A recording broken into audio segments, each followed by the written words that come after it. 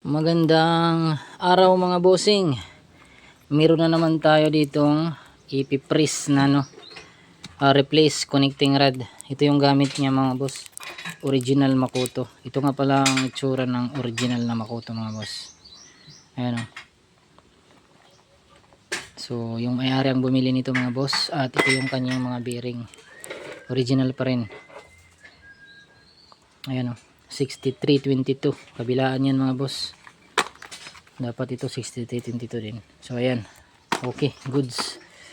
So ito, sira yung kanyang connecting rod at para masigurado nila, nag-replace na rin sila ng crankshaft bearing. So ayan, for only 250 pesos mga boss. Okay na.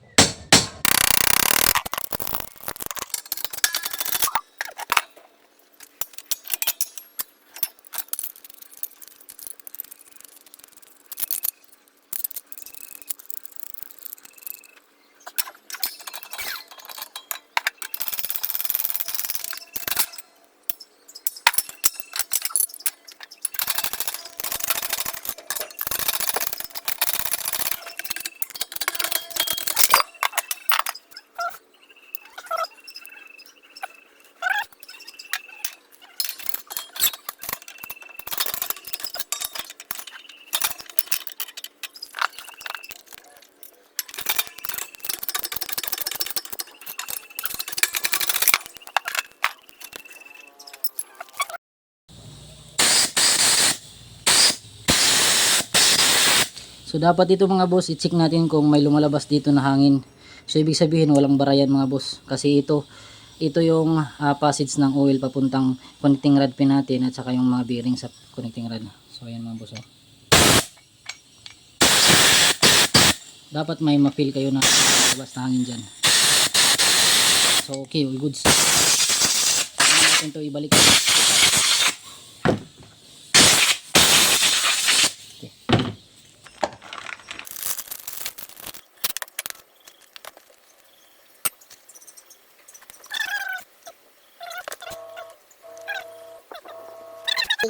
May butas. Ayan, may butas. Dapat itong butas na ito ay naka-align sila. Parang ganyan mga boss. Ayan.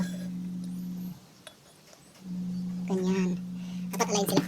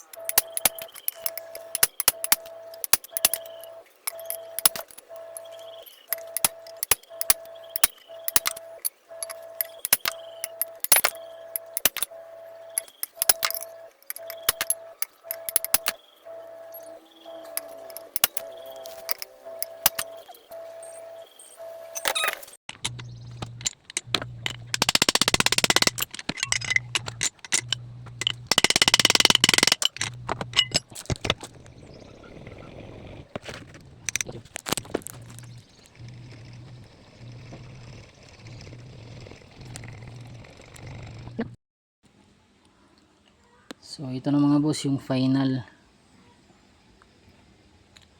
Ayan mga boss, medyo gumagalaw nga lang itong atin dito mga boss. Ito, gumagalaw ito. Pero ayan almost 0-0 na yan mga boss. So sa halagang 250 pesos mga boss, Conrad replacement. So ayan almost 0-0 mga boss.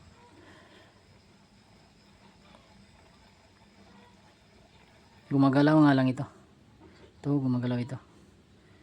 Pero ayan nasa mga 0.3 siguro yan mga boss. Pagka hindi niya nagalaw.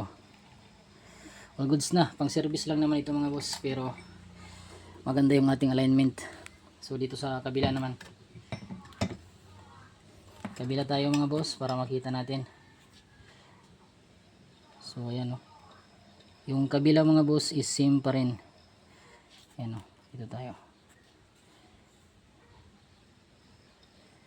Ayan mga boss.